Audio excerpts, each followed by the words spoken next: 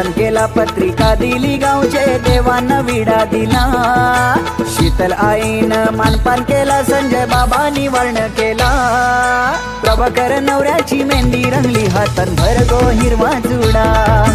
प्रभाकर नवऱ्याची मेहंदी रंगली प्रीती भरगो हिरवा चुडा